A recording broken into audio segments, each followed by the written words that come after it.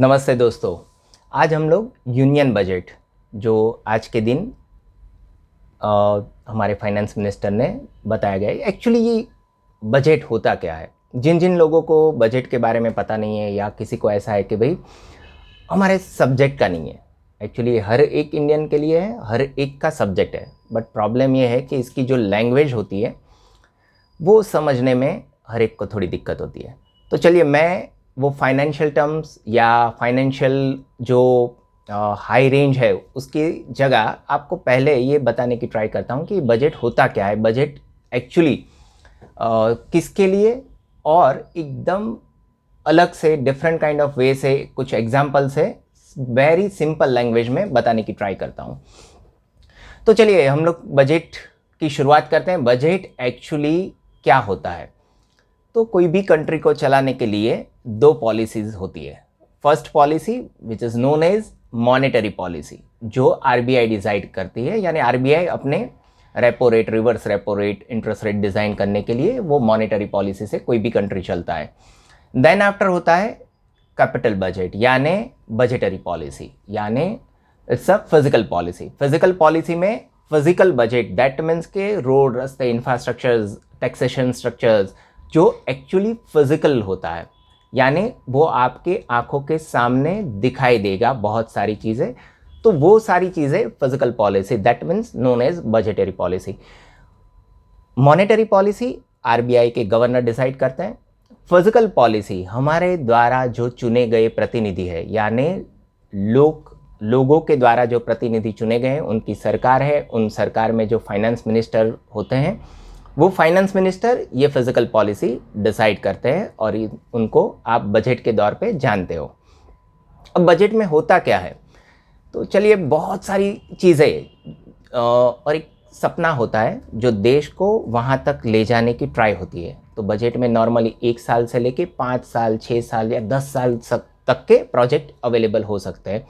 और वो सपने, देखिए सपना देखना वो अच्छी बात है, वो सपने की मंजिल तक पहुंचने का रास्ता बनाना वो उससे भी अच्छी बात है, और वो मंजिल अचीव कर लेना वो सपने साकार करने की बात हो गई। तो चलिए यहाँ पर हम लोग देखते हैं कि बजट में होता क्या है। बजट में नॉर्मली कोई भी फाइनेंस मिनिस्टर होता है, वो नॉर्मली आपको बताता है कि कितना हम लोग एक्सपेंस करेंगे और उसके सामने हम लोग क्या इनकम करेंगे। अगर एक्सपेंस करने वाले हैं उसमें आपको क्या क्या सुविधाएं या फैसिलिटी मिल सकती है, और जो इनकम करेंगे वो इनकम कहाँ से और कैसे होगी। ऑब्वियसली 2 तरीके से इनकम होती है, एक हम लोगों के ऊपर टैक्स डाल के, और दूसरा होता है गवर्नमेंट खुद अपनी कंपनियां, जैसे आप गवर्नमेंट कंपनियों में देख सकते हो कि बहुत सारी गवर्नमेंट कंपनियां हैं। LIC का डिसइन्वेस्टमेंट हो सकता है, इवन दो रेलवे का भी डिसइन्वेस्टमेंट आप लोगों ने देखा, उनका IPO लाना, यानी उनका पूरा हिस्सा होता है गवर्नमेंट का जो हिस्सा, वो पब्लिक में थोड़ा डाइल्यूट करो, फॉरेनर में थोड़ा डाइल्यूट करो, उसको डिसइन्वेस्टमेंट प्रोसेस बोलते हैं। यानी हमारे पास 100% है, हम उनको थोड़ा बहुत बेच के पैसा रेज करते हैं। बिजनेस से भी पैसा रेज कर सकते हैं। ये सारी जो कंपनियां हैं गवर्नमेंट की, जैसे SBI बैंक है तो होल्डिंग गवर्नमेंट है, तो बहुत सारी ऐसी गवर्नमेंट की कंपनियां हैं जिनके थ्रू गवर्नमेंट बिजनेस करती है और उनको इनकम होती है। तो एक टैक्स डाल के इनकम हो सकती है, और एक रास्ता है कि गवर्नमेंट खुद ऐसा बिजनेस करे कि जहां पर उनकी कंपनियां प्रॉफिट जनरेट करे और अपना देश चले। तो टैक्स डालना यानी हम लोगों के ऊपर बोझा, यानी हम लोग वो बोझ के तबे, यानी जितना गवर्नमेंट अपने हिसाब से बिजनेस कर सकती है उतना वो हमारे ऊपर टैक्स कम डाल सकती है। अगर गवर्नमेंट इतना बिजनेस नहीं कर पा रही है, बहुत सारी गवर्नमेंट की कंपनियां ऐसी भी होगी जो अच्छे से बिजनेस नहीं कर पा रही है, लॉस मेकिंग गवर्नमेंट यूनिट हो गए, तो वो सारे गवर्नमेंट यूनिट ये लोग इस बार उन्होंने बजट में बोला हुआ है कि वो बंद कर देंगे।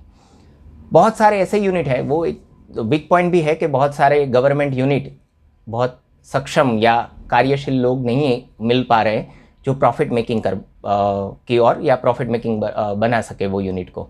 तो गवर्नमेंट क्या कर रही है, डिसइन्वेस्टमेंट कर रही है, उनमें से थोड़ा बहुत पोर्शन प्राइवेट को हम यानी शेयर होल्डिंग के थ्रू दिया जाएगा। और बहुत सारी ऐसी भी गवर्नमेंट कंपनियां हैं कि जो पूरी सोल्ड कर दी जाएगी और वहाँ से भी रेवेन्यू जनरेट किया जाएगा। तो वैसे देखो तो डिसइन्वेस्टमेंट ये तीसरा पार्ट हुआ। एक टैक्स होगा जहाँ पर हम लोग इनकम टैक्स, जीएसटी, कस्टम, ये सारी एक्साइज, ये सारे टैक्सेस के नाम हम लोग जानते हैं, वहाँ से इनकम होगी। दूसरा पार्ट होगा कि गवर्नमेंट खुद अपना बिजनेस करे, जिसके थ्रू वो प्रॉफिट और डिविडेंड के थ्रू पैसा रेज करके हम लोगों में ये फैसिलिटीज़ दे सकती है। और तीसरा हुआ डिसइन्वेस्टमेंट, जो भी उनके पास कंपनियां है, लैंड है, जो भी फैसिलिटीज़ है, वो खुद अच्छे से नहीं मैनेज कर पा रहे तो किसी और को सेल कर दे, और सेलिंग के थ्रू जो पैसा आ रहा है वो हम लोगों में अच्छी फैसिलिटीज़, जैसे हॉस्पिटल की फैसिलिटीज़ हो सकती है, एजुकेशन की फैसिलिटीज़ हो सकती है, उसमें ये पैसा हम लोगों में बांटा जाए। That means we have to use this kind of facilities. Okay fine, अब पॉइंट टू पॉइंट चलते हैं और एक सिंपल सी कहानी के तौर पे ये बजट को मैं बताने की ट्राई करूँगा। 27 लाख करोड़ का बजट है ये। फिर से मैं रिपीट कर रहा हूँ, 27 लाख करोड़ का ये बजट है, यानी 27 लाख करोड़ का आवंटन किया गया है। ये बजट के थ्रू इंडिया में पैसा कहाँ कहाँ पर जाएगा। तो चलिए, ये एक्चुअली होता क्या है। बॉर्डर पे जो सोल्जर फाइट करते हैं वो हमारी देश की रक्षा करते हैं। ये बजट हमारे देश की इकोनॉमी की रक्षा करने के लिए है। दूसरा, हम क्या है, तो वी आर जस्ट सिटीजन, या कंपनी या कोई भी है वो जस्ट रजिस्टर इंडियन कंपनी है? नहीं, एक्चुअली दूसरे दौर पे देखा जाए तो हम लोग फाइनेंशियल सोल्जर है।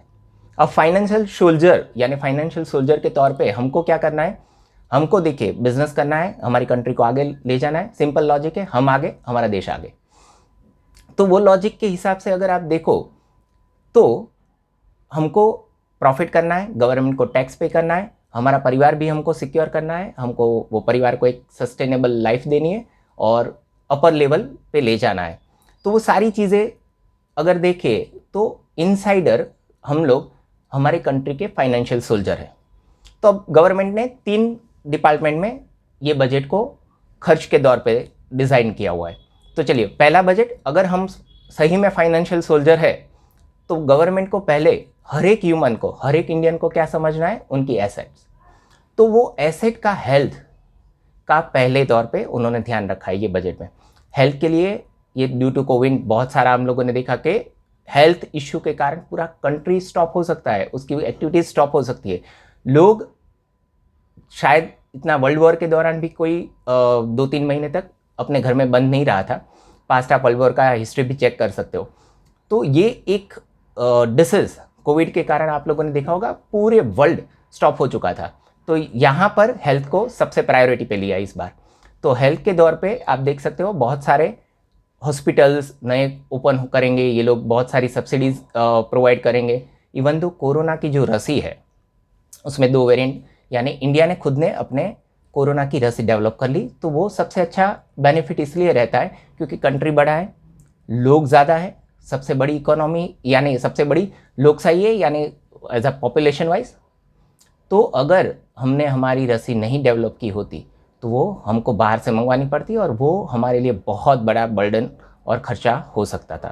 तो यहाँ पर आप लोगों ये देख सकते हो कि रसी हम लोगों ने डेवलप की है। तो थैंक्स टू आवर साइंटिस्ट कि ये कंट्री की इकोनॉमी को डैमेज नहीं कर रहे हैं, हम बाहर से नहीं मंगवा रहे हैं। हम लोगों ने जो यहाँ पर हमारी रसी डेवलप की है वो सभी को मिल जाएगी।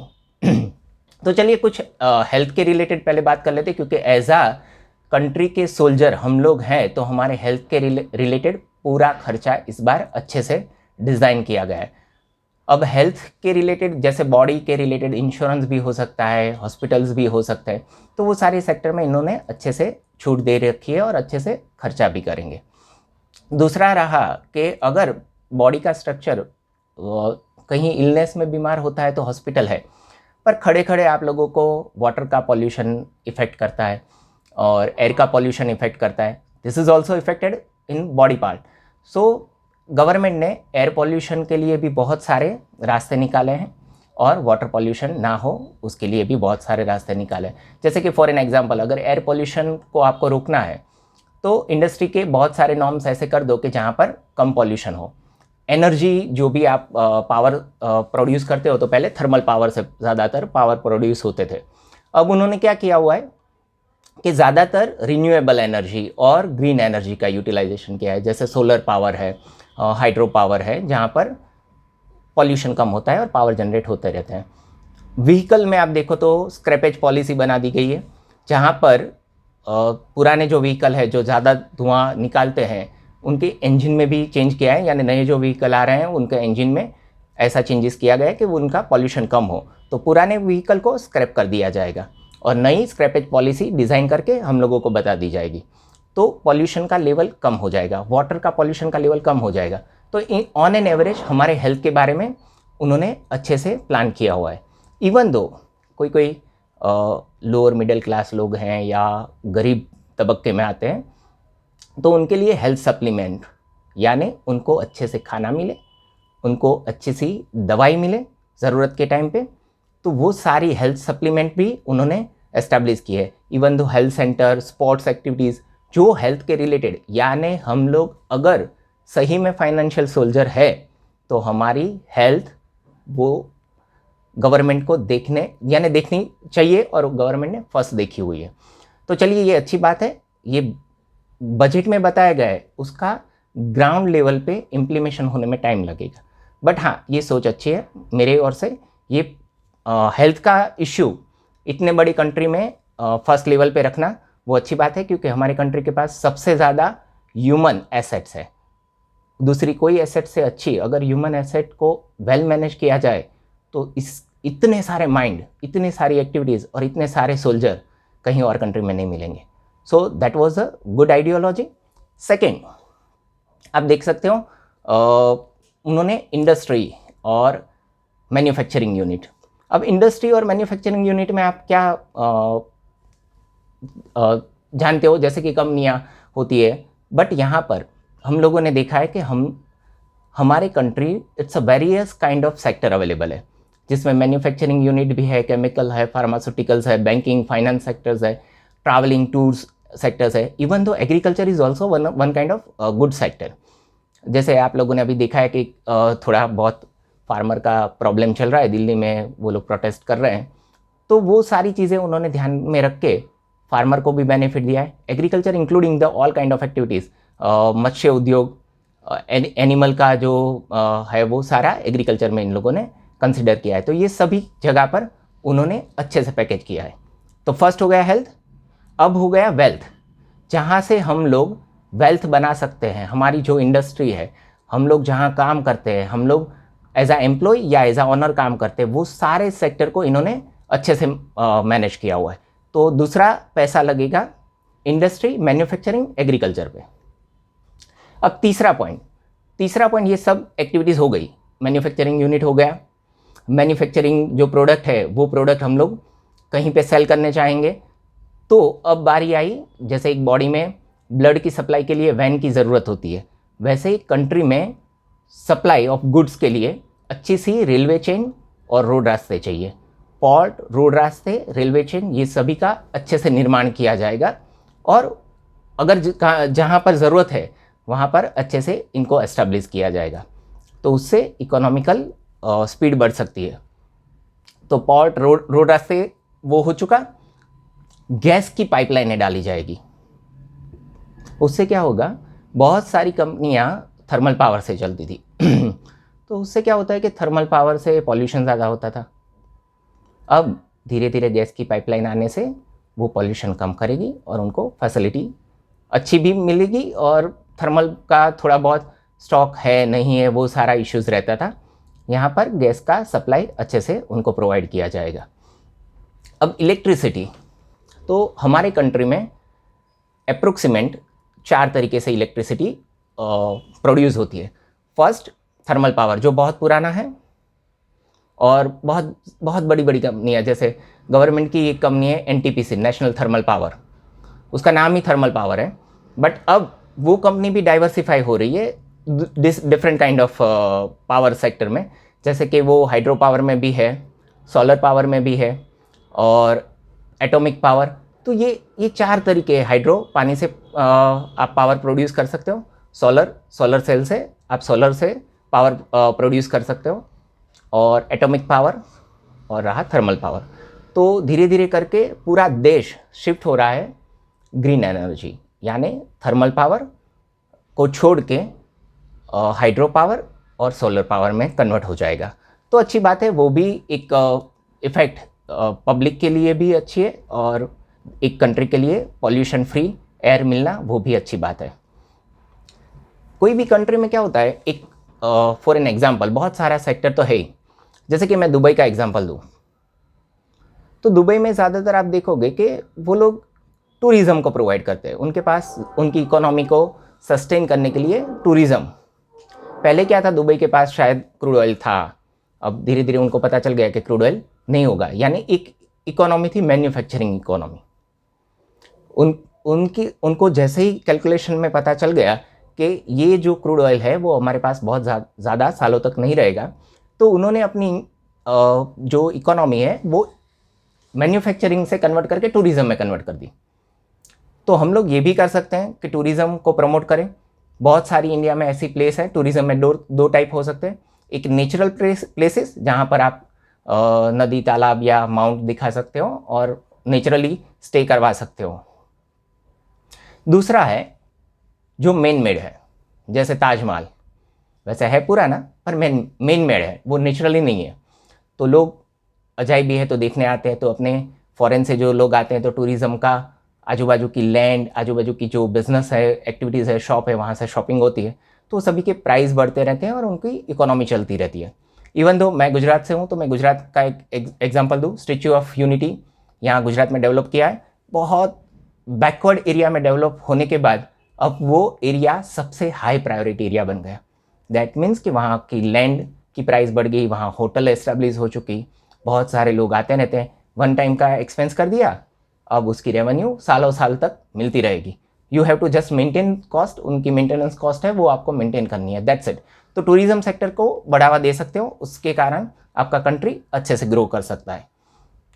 देखिए, दो चीज़ें हो चुकी, हेल्थ, मैन्युफैक्चरिंग यूनिट और इंडस्ट्री, और रोड, रास्ते, पोर्ट, ये सारी चीज़ें देख ली, टूरिज्म का हम लोगों ने बातचीत कर लिया। Last one, education. एजुकेशन, देखिए कोई सोल्जर को ट्रेनिंग देनी है तो उसको एजुकेट तो करना ही पड़ेगा।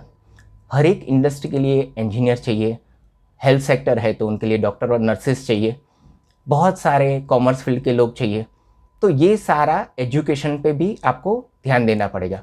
तो मेन आपके सोल्जर कहाँ से कैसे डेवलप होते, उसके ऊपर डिपेंडेंसी ज़्यादा है आपकी कंट्री की इकोनॉमी की। तो एजुकेशन सेक्टर में उन्होंने हाई एजुकेशन कमीशन बनाया है और उनके ऊपर ये लोग ज़्यादातर वर्क करेंगे। जो ज़्यादातर लोग क्या करते हैं कि अप्रोक्सीमेट 10 तक या 12 तक पढ़ के छोड़ देते हैं, पढ़ना लिखना आ गया, दैट्स इट। अब हायर एजुकेशन जैसे बहुत सारे मास्टर डिग्री, चार्टर डिग्री में लोग आगे जाएंगे और एक उनकी सोच जो कंट्री की इकोनॉमी को आगे डेवलप करेगी। लद्दाख जैसे एरिया और बहुत सारे आदिवासी एरिया में भी फाइनेंस मिनिस्टर ने बोला हुआ है कि वो वहाँ पर यूनिट, एजुकेशन का यूनिट या स्कूल कॉलेज शुरू करेंगे। तो अच्छा है कि जिन लोगों के पास अभी तक एजुकेशन नहीं था वो एजुकेटेड हो जाएंगे। ड्यूरिंग द लॉकडाउन हम लोगों ने एक देखा है कि एजुकेशन घर बैठे बैठे भी इंटरनेट से भी हो सकता है। तो गवर्नमेंट ट्राई करेगी कि इंटरनेट का माध्यम सभी जगह पर अवेलेबल हो। देखिए, आज़ादी के बाद बहुत सारे जगह पर अभी इलेक्ट्रिसिटी अवेलेबल नहीं है, तो इंटरनेट तो अवेलेबल बहुत डिफ़िकल्ट टास्क है, फिर भी गवर्नमेंट ट्राई कर रही है कि बहुत सारे लोग सेल्फ लर्निंग भी करते हैं। जैसे आप देखते हो, जैसे आप मुझे यूट्यूब पे देखते हो, वैसे यूट्यूब पे भी देख देख के लोग अच्छे से सीख रहे हैं। तो internet is one of the जो मीडियम होता है एजुकेशन के लिए, तो उनको भी डेवलप किया जाएगा। बहुत सारी छोटी छोटी बातें हैं अब हो चुकी। सोल्जर तैयार हो चुके हैं, सोल्जर की हेल्थ का भी ध्यान रख लिया गया है। सोल्जर के लिए जो इंडस्ट्री और इकोनॉमिकल सिचुएशन है वो बेटर कर दिए। अब हम लोगों की बारी है कि हम लोगों ने जो बचत की है, हम लोगों ने जो पैसे बचाए हैं, वो कहाँ पर और कैसे सिक्योर रहें, यानी हम लोग वही पैसा इन्वेस्ट करें। तो डेब्ट सिक्योरिटी के लिए और बॉन्ड मार्केट के लिए एक अलग से प्रोविज़न किया गया है। गोल्ड एक्सचेंज शुरू किया जाएगा।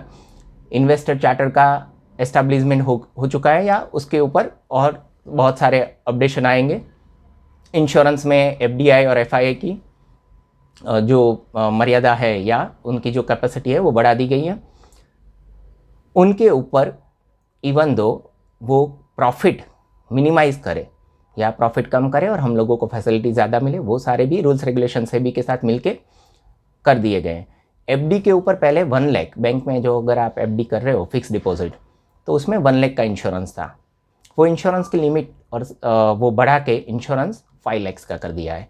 तो ये सारे बहुत सारे अच्छे अच्छे चेंजेस हैं एलएलपी के लिए, फिर एमएसएमई के लिए, बहुत सारी जगह पर वो सारी चीज़ें आपको डिटेल में कहीं पे भी मिल जाएगी।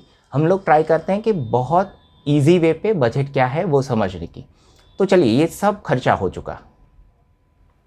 अब रहा बात ये 27 लाख करोड़ का एक्सपेंस यहाँ पर इन लोगों ने अलग अलग जगह पर, अलग अलग सेक्टर में, अलग अलग फैसिलिटीज़ में पैसा लगा दिया। अब रहा पैसे आएंगे कहाँ से। तो जैसे मैंने पहले ही बताया, जीएसटी का नॉर्मली कलेक्शन मैं देख रहा हूँ कि एवरी मंथ 1 लाख रुपीज़ का रेवेन्यू जनरेट हो रहा है। ऑन एन एवरेज 1 लाख से ज़्यादा भी हो रहा है। तो 12 महीने के 12 लाख हो चुका। उसके अलावा इनकम टैक्स, एक्साइज और ये सब मिला के गवर्नमेंट के pass on an average fair गिने तो 25 to 27 लैक्स इनकम हो सकती है। कुछ इनकम नहीं होगी जैसे, तो वो गवर्नमेंट अपनी कंपनियों के थ्रू प्रॉफिट करके भी अर्निंग कर सकती है, और फिर भी इनकम कम पड़ी तो जो लॉस मेकिंग यूनिट है वो किसी को सेल करके उसकी लैंड का पैसा है, बाकी की मशीनरी का पैसा है, वो भी इकट्ठा कर सकते हैं। प्रॉफिट मेकिंग यूनिट को भी डिसइन्वेस्टमेंट करके 10-15%, 20% हिस्सा किसी को, प्राइवेट को बेच के पैसा कलेक्ट कर सकते हैं।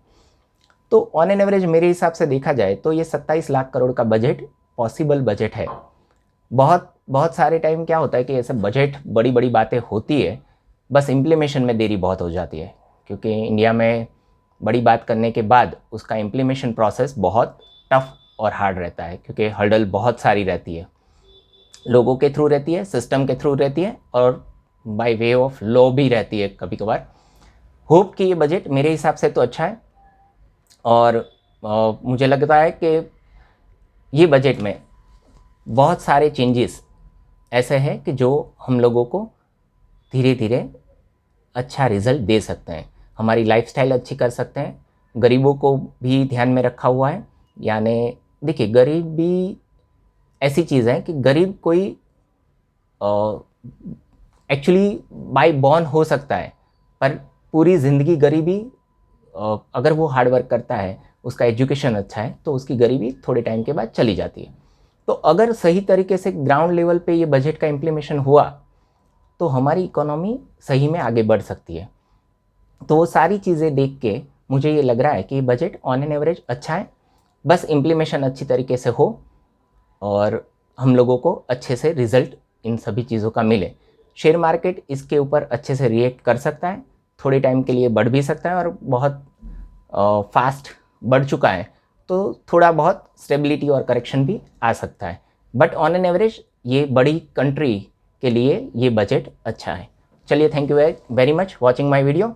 और अगर आपको ये वीडियो अच्छा लगा हो तो डेफिनेटली कमेंट कीजिएगा, और कुछ क्वेरीज और क्वेश्चन हो तो आप नीचे टाइप करके मुझे पूछ सकते हो। मैं अपने हिसाब से आपको, अपनी कैपेसिटी के हिसाब से डेफिनेटली आपको रिप्लाई करने की ट्राई करूँगा।